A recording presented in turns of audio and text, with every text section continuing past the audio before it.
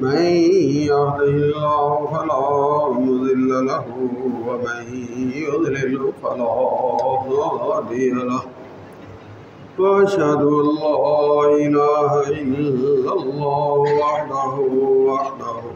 وحده لا شريك له وأشهد أن محمدا عبده ورسوله أما بعد فإن خير الحديث كتاب الله وخير الهدي هدي محمد صلى الله عليه وسلم وشر الأمور محدثاتها وكل محدثة بدعة وكل بدعة ضلالة وكل ضلالة في النار.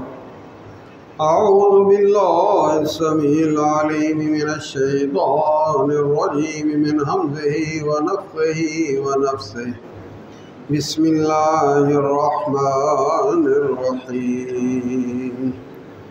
لتجدن أشد الناس عداوة للذين آمنوا اليهود والذين أشركوا. अहबाब ग्रामी, चार मशहूर इमामों में से एक इमाम अहमद बिन हम्बल है और उनकी हदीस की बड़ी मशहूर किताब है मुस्नद अहमद, बड़ी मोटी किताब है। उसके अंदर भी हदीस है, सुनन नबी दाऊद और बाकी हदीस की किताबों के अंदर भी। और ये हदीस जो है बाद मुहद्दिसीन ने इसको हसन कहा है, बाद ने सही कहा है, यानी काबिल कबूल जो हदीसें हैं ना उनके अंदर ये हदीस है।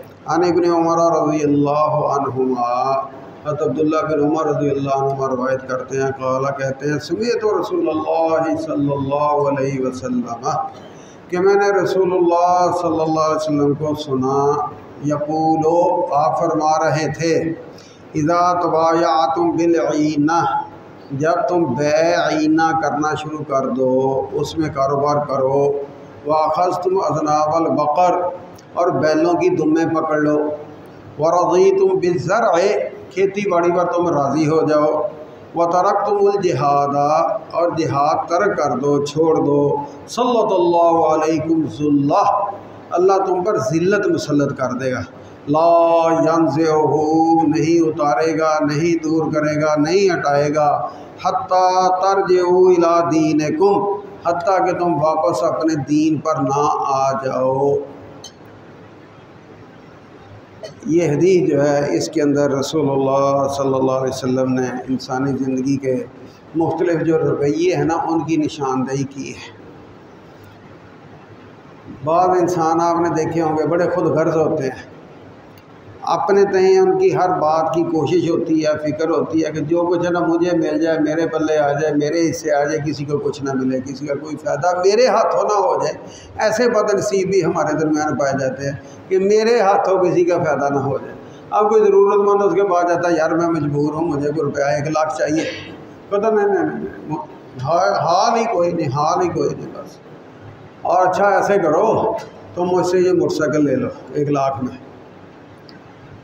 और फिर तुम मुझे बेच देना, और उससे वही जो 1 मिनट पहले 1 लाख में बेचा ना 80,000 में ख़रीद लेता है, फिर उसको 80,000 नकद दे देता है। अब वो मजबूर है बेचारा। अब ये क्या हुआ कि जो शय इसने बेची थी वो बैन ही ऐन उसी तरह इसको वापस आ गई। इसको बैईना कहते हैं, बैईना। असल तो था कि कर्ज़ हसना का सबक था इस्लाम का कि तेरा ज़रूरतमंद भाई को आ गया उसकी मदद कर दे, जब उसकी गुंजाइश होगी वापस कर देगा। इसने वो रास्ता इख्तियार नहीं किया, इसने हीले बहाने से अब 20,000 उसके गले पड़ गया और 80,000 उसको नकद मिल गया। इसकी शायद इसको वापस आ गई, या इसने उसके साथ 2-3 महीने की मुद्दत तय की थी, 2-3 महीने में वो बेचारा कुछ शय के पैसे अदा नहीं कर सका, ये गया अपनी शय ले आया, उसी तरह उसकी शय पड़ी थी, तो वो बैईना कहलाती है, जिसमें बेचने वाले की शय बैन ही उसको वापस उसी तरह मिल जाए। और ये रसूलुल्लाह सल्लल्लाहु अलैहि वसल्लम इसको पसंद नहीं किया, क्योंकि इसके पीछे रूह जो है ना वो सही नहीं। रूह दाव लगाने की है, उसकी मजबूरी से फ़ायदा उठाने की है, इस्तेहसाल की है। तो इसलिए ये सोच, ये फ़िक्र, ये रसूलुल्लाह सल्लल्लाहु अलैहि वसल्लम ने अपने मानने वालों में पैदा नहीं की कि इस तरह दाव लगाने वाली फ़िक्र जो है वो तुम्हारी हो, सोच हो। तो आपने फरमाया कि एक ये चीज़ तुम्हारे अंदर जब आ जाए। दूसरी चीज़, दूसरा रवैया कि जब बंदे के लिए ना दुनिया की कमाई जो है ना ये नंबर 1 पे हो जाए, दीन नंबर दूसरे पे चला जाए। अब फिर उसके लिए इसके पास 100 रास्ते होते हैं और एक आम खुला सा रास्ता जो है वो ये खेती बाड़ी का रास्ता है, तरीका है। और फरमाया कि जब तुम उस पर राज़ी हो जाओ, वाखज़ तुम अज़नाबल बकर, कि बैलों की दुमें पढ़ लो, तता तता करना शुरू कर दो, बैल हाँकने, खेती बाड़ी, हाल चलाना, ये वो सारा कुछ शुरू कर दो। वरज़ीतुम बिज़्ज़रअ, और तुम अपनी खेती बाड़ी पर राज़ी हो जाओ। बहुत अल्लाह का शुक्र है जी, माशाल्लाह बड़ा अच्छा खेती बाड़ी का सिलसिला है, ये है वो है। अब खेती बाड़ी ना हो तो खाना पीना कहाँ से है? इस्लाम में खेती बाड़ी मुतलकन नाजायज़ हराम नहीं है। मसला क्या है? एक तरफ है खेती बाड़ी, एक तरफ है दीनदारी, एक तरफ है खेती बाड़ी को आगे बढ़ाना, एक मुरब्बा दूसरा मुरब्बा, ये फसल वो फसल, और एक तरफ है दीन के नाम पे कुछ मेहनत करना, को पसीने के कतरे बहाना, को खून के कतरे बहाना, को अन्ना टका रुपया पैसा खर्च करना, वो सब काम दूसरे तीसरे नंबर पे चला जाए। और ये जो है ना, ये हर साल मरबे पे मुरब्बा ले रहा है। जितने कारोबारी हैं ना, कोई हाल नहीं जी मार के दुकान नहीं ले रहा है, कारोबार नया शुरू कर रहा है, कारखाना नया लगा रहा है, पूछ लो उन्हें जी खाता ही कोई नहीं, बड़ा ही पतला कारोबार है। इस तरह आप ये सारा तजर्बा आपके सामने हर रोज़ होता है। मसले पूछते हैं, हंसी अंदर से आती है, यकीन जाने। 2-3 दिन पहले दोस्त से बड़ा उसने लंबा चौड़ा मसला बनाकर पूछा, और बात एंड पे क्या थी कि मैं एक नया अपने कारखाने के साथ नया एक और सेट लगाना चाहता हूँ। पहले कह रहा है कि जी बहुत ही पतला कारोबार, बहुत ही और एक का मामला नहीं, हर एक का ही मामला ऐसा ही आजकल है ना। शुक्री हमारे दिलों पर, हमारी ज़ुबानों पर गालिब आ गई है। अल्हम्दुलिल्लाह, अल्लाह का शुक्र है जो कुछ अल्लाह दे रहा। कितने करोड़ों लोग हैं जिनसे मेरा हाथ ऊपर वाला है, वो नीचे वाले हाथ है। कोई मेरे पास मेहनत कर रहा है, कोई मांगने आ रहा है, कोई कर्ज लेने आ रहा है, किसी तरह। तो मेरे ऊपर तो अल्लाह का बड़ा फजल होना। तो हर एक का ये रवैया चाहिए कि अपने से कमतर देखें, कितने हैं हमसे कमतर, लेकिन फिर भी हमारे मुंह से कलमा शुक्र नहीं निकलता। हालांकि शुक्रगुजारी का रवैया अल्लाह को बड़ा पसंद है। वाला इन शकरतुम ला अज़ीदन्नकुम, अल्लाह कहता है अगर शुक्र करोगे ना और दूंगा, मेरे खजाने कौन से ख़त्म होने वाले। बहरहाल फरमाया कि तुम जो है ना वो ज़िंदगी गुजारने के लिए अपना जो अंदाज़ है ना, वो उसमें दुनियादारी को तरजीह देने शुरू कर दो। दीन दूसरे दर्जे पर चला गया, और उसकी निशानी क्या है कि तुम्हारी तरजीह दुनिया हो गई है। अख़ज़ तुम अज़नाबल बकर, खेती बाड़ी में तुम अब मस्त हो गए हो। और अज़ी तुम बिज़्ज़र, बड़े खुश हो जी, बड़ा कारोबार है, ये है। और तीसरी बात कि जब दीन के लिए कुर्बानी देने का जो रास्ता है वो तुम तर्क कर दो, और वो क्या है? तरक्तुमुल जिहादा, कि जिहाद को तुम छोड़ दो। और जिहाद क्या है कि अल्लाह का नाम ऊंचा हो, अल्लाह का दीन ऊंचा हो, अल्लाह के रास्ते में मुझे जान माल जो कुछ भी कुर्बान करना पड़े मैं करने के लिए तैयार हूँ। ये तुम छोड़ दो तो नतीजा क्या निकलेगा? सल्लल्लाहु अलैकुम सुल्लाह, अल्लाह तुम पर ज़िल्लत मुसल्लत कर देगा। एटमी ताकत होने के बावजूद तुम अपने मुल्क में स्क्रैप कचरा भी अपनी मर्ज़ी से नहीं ला सकते, वो भी चेक होता है और उसको भी मज़ीद क्रश किया जाता है। फिर तुम्हें कहा जाता है कब ले जाओ अपने मुल्क। यानी इतनी ज़िल्लत, इतनी रसवाई जो है ना वो तुम्हारा मुकद्दर बनेगी जब तुम वो ज़िंदगी का रास्ता छोड़ दोगे जो इज़्ज़त वाला रास्ता है। और ये जो ज़िल्लत तुम्हारे ऊपर मुसल्लत होगी कब ख़त्म होगी?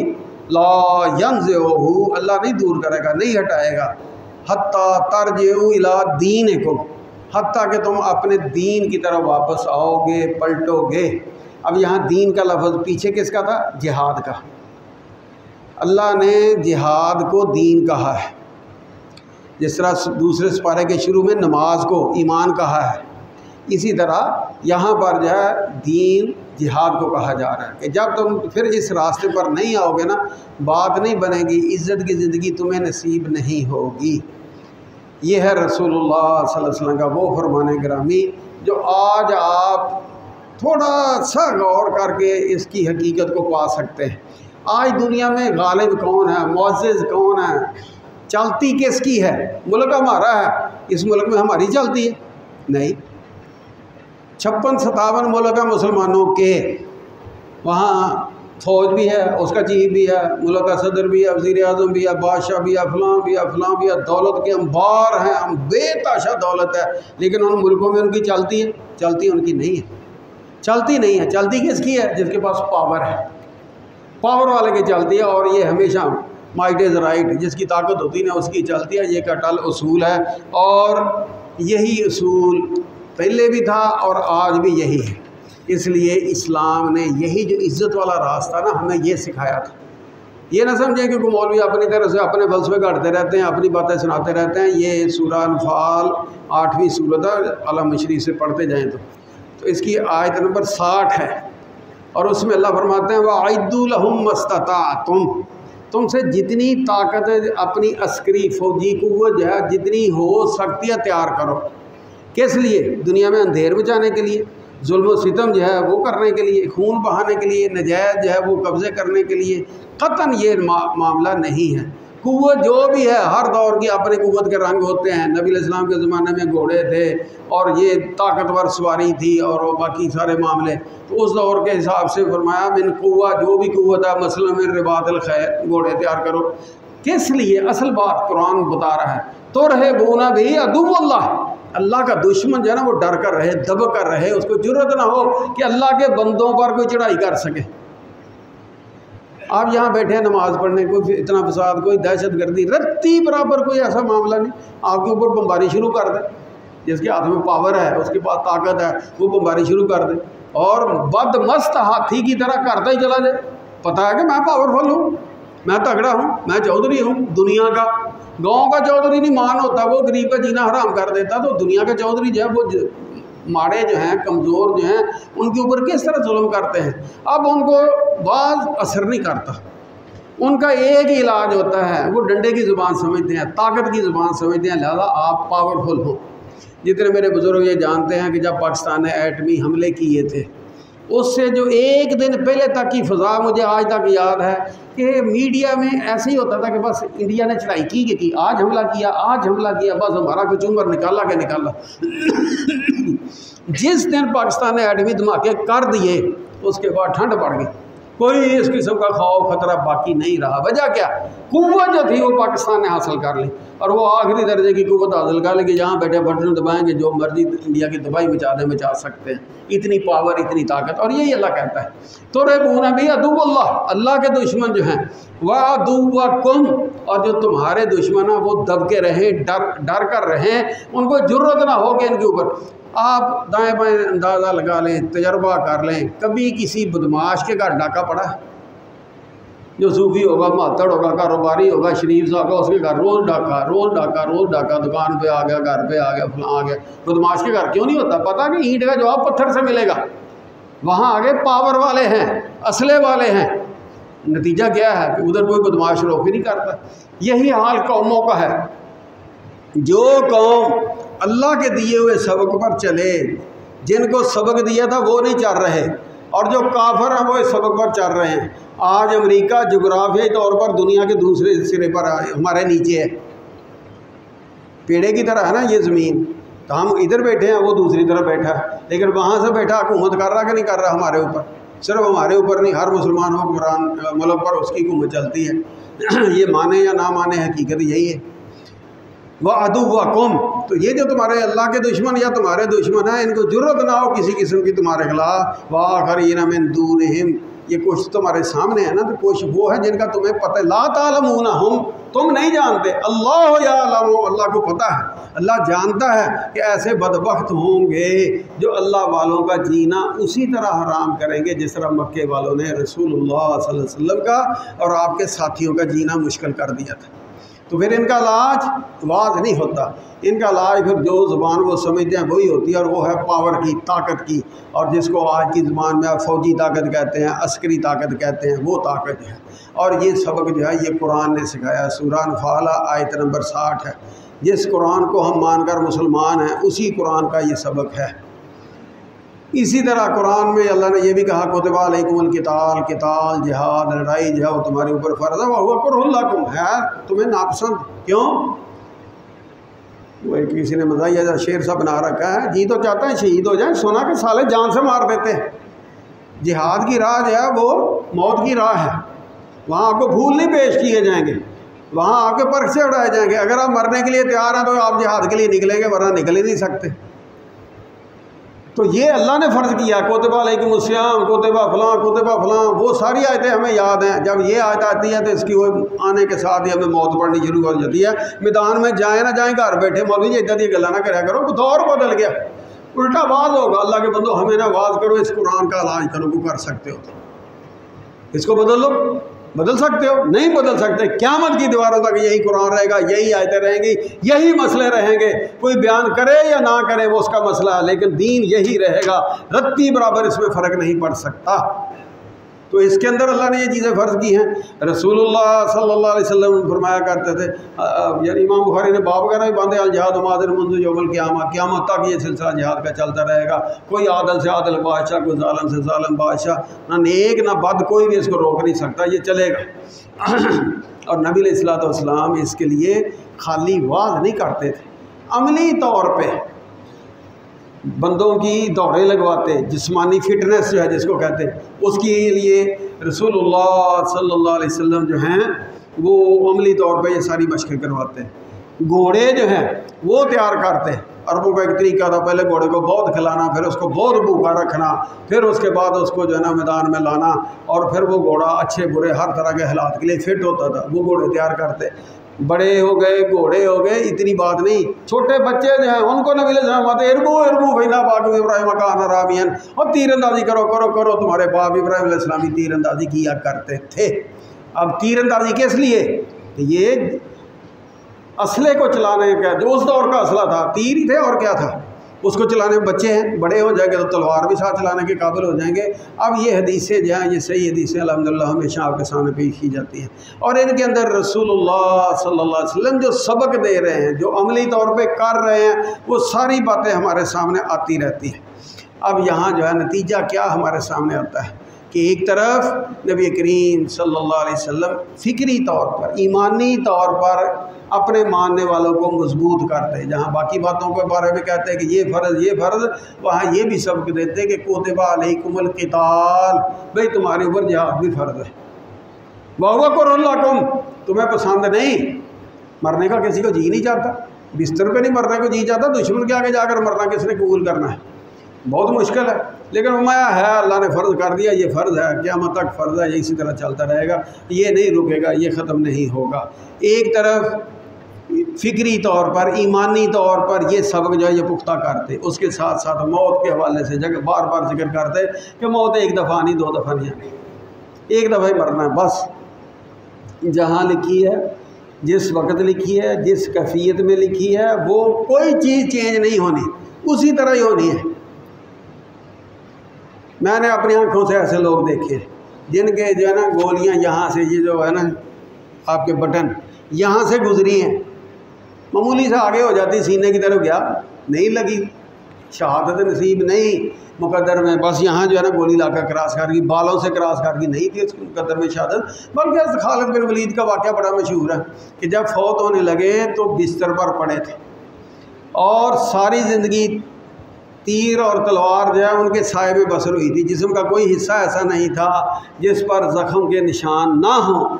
उस वक़्त वो बड़ी हसरत से कह रहे थे, ऐनल मुफ़िर्रून मिनल मौत, मौत से डरने वाले, भागने वाले किधर आओ, मुझे देखो। बड़े हसरत से कह रहे थे, गधे की तरह एड़ियाँ रगड़ रगड़ कर मार रहा हूँ, मरना तो है। एक ये मौत है बिस्तर वाली, एक वो है जो अल्लाह के रास्ते में खून बाद में गिरता है, और अल्लाह के यहाँ उसके दर्जात जो हैं वो पहले बुलंद होना शुरू हो जाते हैं। स्वाय कर्ज़ के सब कुछ माफ़ हो जाता है शहीद के लिए, और जन्नत की नेमतें, बाकी को जन्नत में जाएगा तो उसके लिए नेमतें खुलेंगी, इसके लिए उसी वक्त ही अल्लाह जन्नत की नेमतें जहाँ वो सब्ज़ परिंदों की शक्ल में आती हैं, और इनके रूहों को लेकर जन्नत की सैरें शुरू हो जाती हैं, सब कुछ शुरू हो जाता है।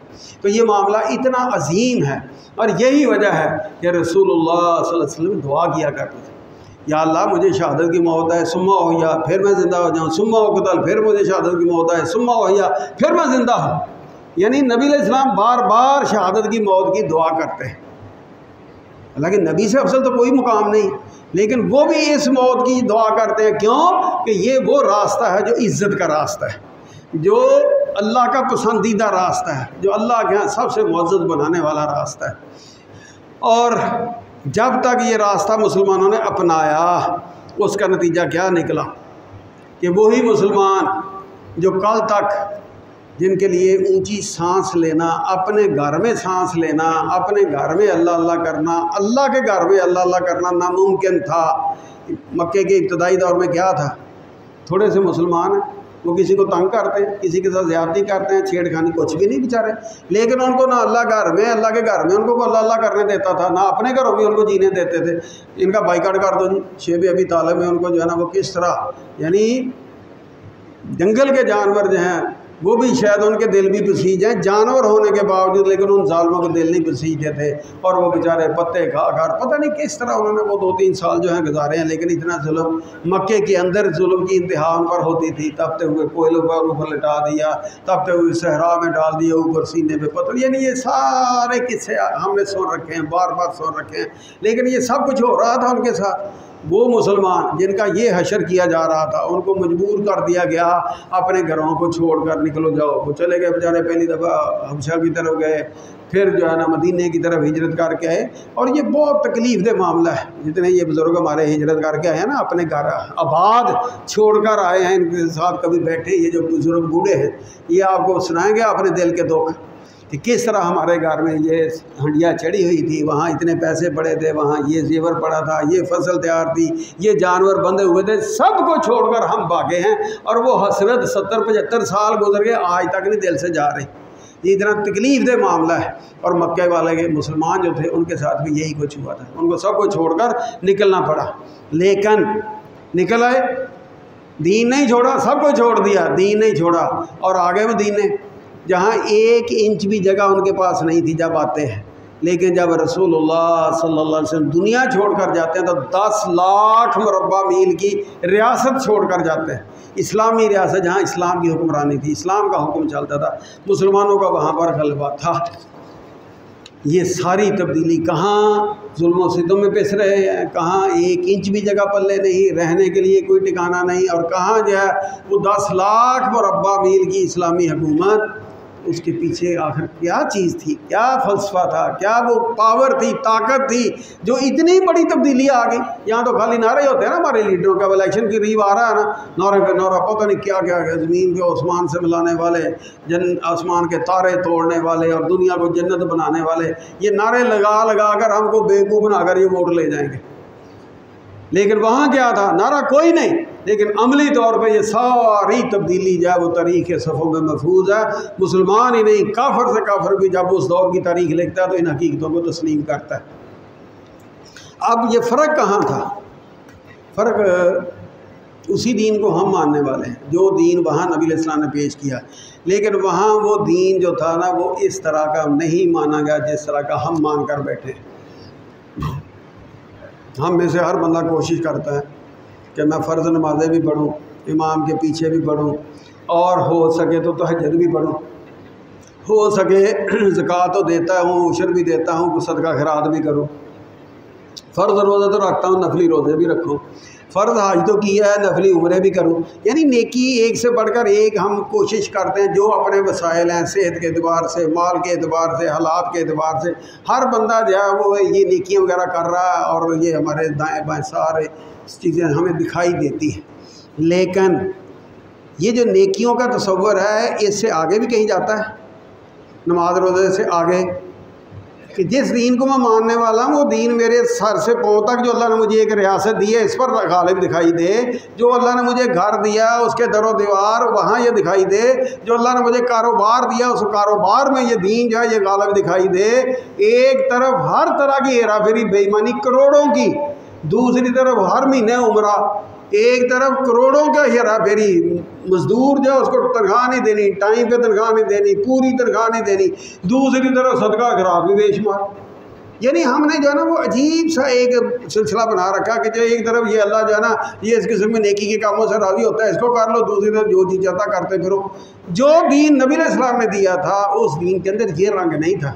वहाँ क्या था, वो जो अल्लाह ने कुरान में बार बार बयान किया, वल्लज़ी अरसला रसूलहु बिल हुदा व दीनिल हक़ लियुज़हिरहु अला दीन कुल्ली। ये नमाजी सादा नमाज़ों के लिए नहीं, ये सिर्फ रोज़ों के लिए दीन नहीं आया, ये सिर्फ सदका खैरात ज़कात वगैरह के लिए दीन नहीं आया, हज उम्रे कर लो इसलिए ये दीन नहीं आया। ये इबादत ठीक है, इसी दीन का हिस्सा है, लेकिन असल मकसद क्या है, गायत क्या है, लियुज़हिरहु अला दीन कुल्ली, कि इस दीन के आने से पहले जो निज़ाम चल रहे थे वो निज़ाम बातिल के निज़ाम है, तागूत के नुमाइंदा निज़ाम है, जुल्म और इस्तिबदाद के निज़ाम है, वो ख़त्म होंगे और उनको ख़त्म करके इस्लाम जो है, जो इसम बा मुसम्मा मज़हब है, सलामती वाला मज़हब है, ईमान अमन वाला मज़हब है, अमन भी लाएगा सलामती भी लाएगा, ये दीन गालिब होगा। मक्के के चौधरियों को नबी अलैहिस्सलाम ने जिस्मानी तौर पर अमली तौर पर कोई तकलीफ़ नहीं दी थी, लेकिन वो बदबख्त थे बड़े सियाने। वो समझते थे कि अगर मोहम्मद का दीन गालिब आ गया ये सूदी निज़ाम ख़त्म हो जाएगा, ये जो हमारा जुल्म का सारा धंधा है ना ये ख़त्म हो जाएगा, ये ग़ुलाम या औरतों पर बच्चों पर जो हम जुल्म ज़्यादती करते हैं ये ख़त्म हो जाएगा। उनको अपनी मौत वो नज़र आती थी, इसलिए वो मुखालफत पे तुले हुए थे। और नबी अलैहिस्सलाम ने उनका क्या बिगाड़ा था, असल ये था, वहाँ दीन ये था, मानने वाले इसको लेकर चले थे, सिर्फ नमाजें लेकर नहीं चले थे कि नहीं दीन गालिब होगा। अब इस दीन के लिए मुखालफत में बाप सामने आ गया, बेटा बाप के मुकाबले में आया हुआ, बाप बेटे के मुकाबले में आया, भाई भाई के मुकाबले में आया, मामू जो है वो भांजे के मुकाबले में भांजा मामू, ये सारे किस्से बार बार आपने सुन रखे हैं। ये सारे मुकाबले हुए कि नहीं हुए? वहाँ तरजीह किसको थी, रिश्तेदारी को थी? नहीं, दीन को थी। वहाँ तरजीह कारोबार को थी? नहीं, दीन को थी। मुफादात को थी? जागीरों को थी? नहीं, दीन को थी। जब तक ये रंग रहा उस वक्त तक दीन जो है वो गालिब रहा, दीन के मानने वाले जो हैं वो गलबा पाते चले गए। तकलीफ़ों का दौर गुजर गया और अल्लाह का ये वादा है, तकलीफ़ आती है थोड़ी देर के लिए, अल्लाह परखता है, आजमाता है। जिस तरह हम मिट्टी का बर्तन लेने जाएँ, घड़े को खड़का कर देखते हैं कि नहीं देखते, पिल्ला तो नहीं, कच्चा तो नहीं, टेढ़ तो नहीं आई, उसके बाद हमें जब वो तसल्ली हो जाती पक्का है फिर हम ख़रीदते हैं। अल्लाह भी चेक करता है अपने बंदों को कि ये कैसे हैं। अगर साबित कर दे बंदे के या अल्लाह हम तेरे लिए कट मरने के लिए तैयार हैं, तेरे लिए हम सब कुर्बान करने के लिए तैयार हैं, बाकी जो भी दुनिया के मामले हैं वो सब दूसरे नंबर और पहले नंबर पर, वही गायत है हमारे जीने की, हमारे ज़िंदा रहने की, जो तूने कुरान में अपने नबी की बयान किया है, हमें सबक दिया है। कुल इन्ना सलाती व नुसुकी व महया व ममाती लिल्लाहि रब्बिल आलमीन, मेरी नमाज़ें, मेरा रोज़ा, मेरा जीना, मेरा मरना सब मेरे रब के लिए। जब तक मुसलमानों का ये ईमान था, जब तक मुसलमानों का ये रंग था, तब तक इस्लाम गालिब। और इस्लाम गालिब जब था तो फिर उस इस्लाम के साथ इस्लाम के मानने वाले जो हैं, कोई मैली आँख से इनकी तरह नहीं देखता था, कोई इनको दुख तकलीफ परेशानी नहीं थी। माल इतना था कि वो दे दे कर रोता था खलीफा कि इतना माल हमें हज़म कैसे होगा। अल्लाह ने इसने दी, वादे किए अल्लाह ने इसके साथ, तो ये सारे मामले चलते रहे। और जैसे जैसे ये मामला जो है वो कमज़ोर होता चला गया, फिर ये रंग आ गया। वरना तारीख़ को पढ़ें तो बंदा हैरान होता है कि अल्लाह ये भी मुसलमानों पर दिन थे। ये बुज़ुर्ग सारे ना अंग्रेज़ी को मैसूर नहीं से डूबदा, ये आम जुमला हर एक ने सुना है। और वो क्यों था कि उसकी हुकूमत मशरक़ से मगरब तक पता नहीं कहाँ थी, कभी ये मुसलमानों पर भी दौर था।